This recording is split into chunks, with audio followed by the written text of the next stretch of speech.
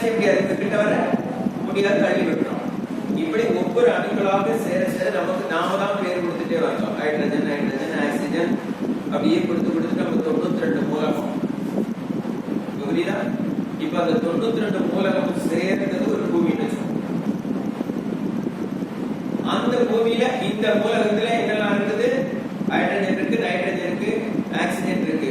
இப்ப H2O சேர்ந்துன்னா நம்ம ரெண்டுவா மாறிடும் அணு மூலக்கூறுகளாக. அது நெபுலான்னு சொல்றோம்.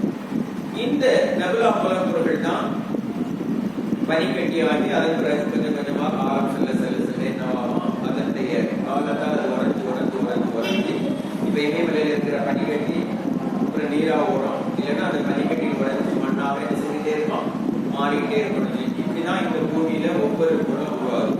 மண்ணினுடைய கட்டித்தன்மை கல்லினுடைய கட்டித்தன்மைக்கு பண்ணிக்கிட்டா அது இன்னொரு பெட்டலா மாறும். அது இன்னும் கொஞ்சம் கெட்டியாச்சுன்னா இன்னொரு பெட்டலா மாறும். இன்னும் கொஞ்சம் கெட்டியானா இன்னொரு பெட்டலா மாறும். கடைசியா நமக்கு கிடைச்சது தங்கம் அல்லது வைரம்.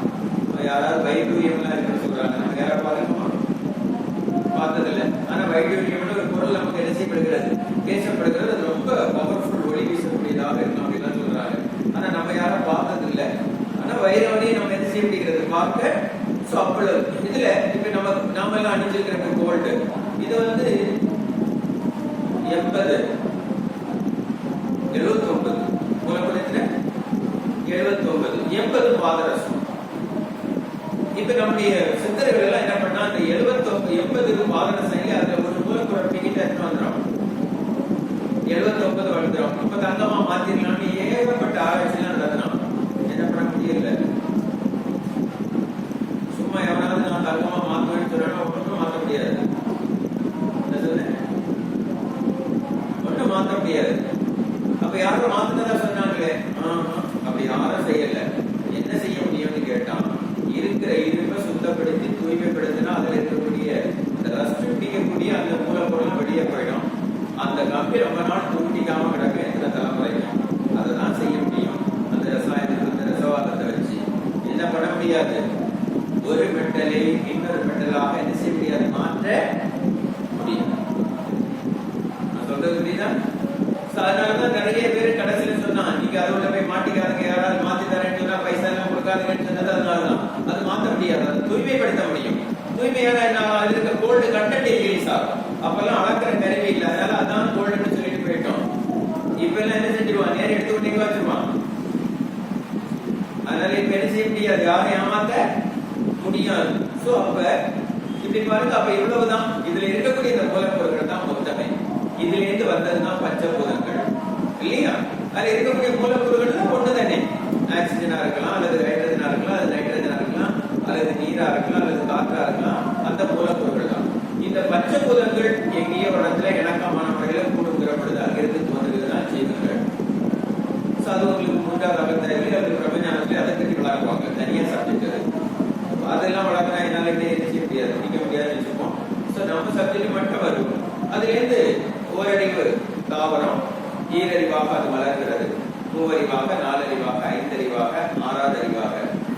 இப்ப வந்திருக்கிறது யாரு, நாம 6வது அறிவு. நம்ம உடம்புல என்ன இருக்கு சொல்லுங்க, அணுக்கள். அணுக்கள் தானே. செல்லுங்கிறது அணு தான். இது அணுக்கள் தானே. நம்ம அணுக்களின் கூட்டு தானே. ஆமாவா? அணு எங்கே வந்ததுன்னு பார்த்தோம், சுத்தவெளி தண்ணி தானே இருக்கு, அங்கிருந்து வந்தது. அப்ப நானாக இருப்பது யாரு, சுத்தவெளிதான். அப்ப இறைதான் தன்னை மாற்றிக்கொண்டு நானாக வந்திருக்கு. தானே உண்மை. இப்ப இதுல எங்கேயாவது ஏதாவது விடுபட்டிருக்காரு பாருங்க, இல்ல. அணு சுத்தவெளியில இருக்கக்கூடிய அறிவு, ஆற்றல், நமக்குள்ள அறிவு இருக்காப்பா. ஓரறிவுன்னு தான் சொன்னான், ஈரறிவாக மாறிச்சுன்னான், மூவறிவாக மாறிச்சுன்னான், 4 அறிவாக மாறிச்சுன்னான், 5 அறிவாக மாறிச்சுன்னான், 6வது அறிவாக வந்து. ஆக இதுதான் மாறுச்சு, அறிவு தான். இனி இப்படி பார்ப்போம்.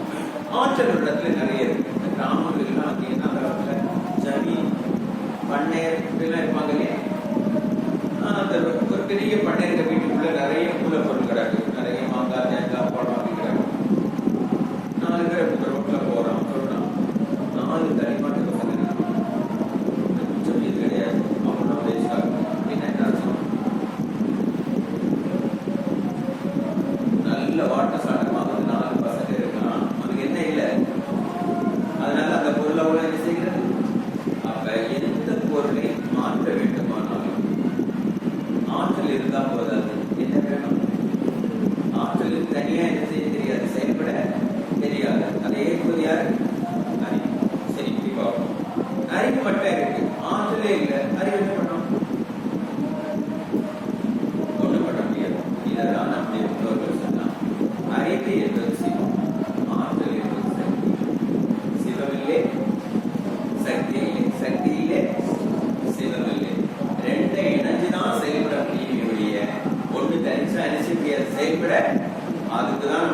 எல்லாம் சொல்லி நம்மளை புரிய வைக்க ட்ரை பண்ணா நமக்கு என்ன செய்யல.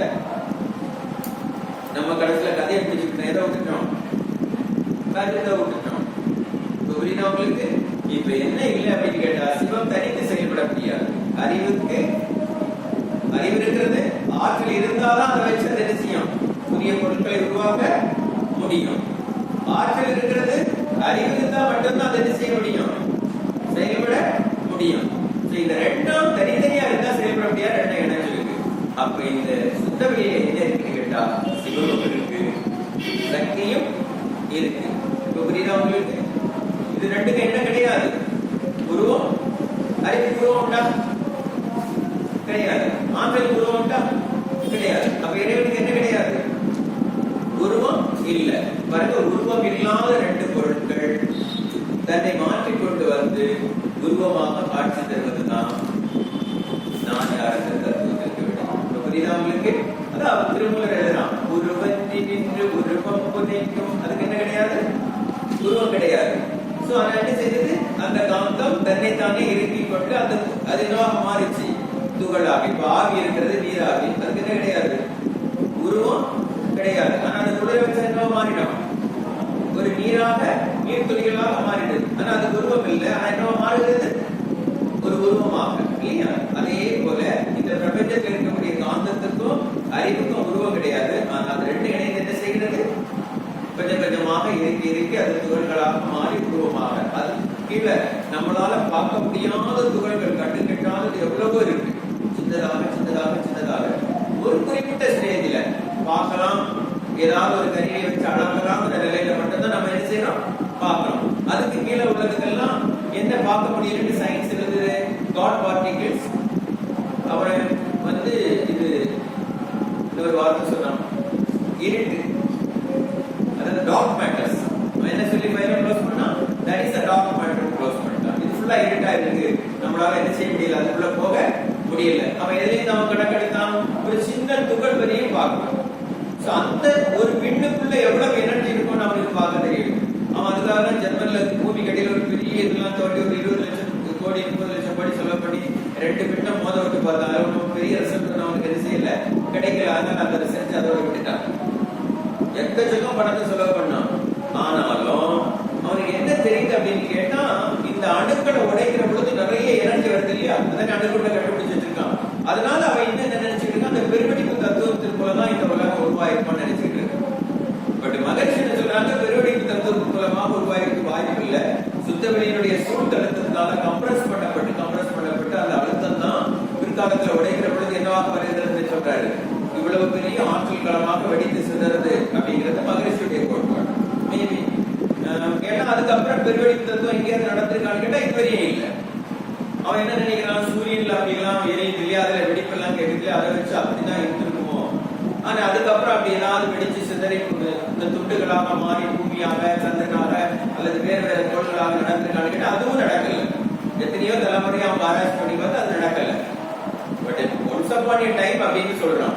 மகரிஷன் சொல்லாங்க அப்படி எல்லாம் இல்ல.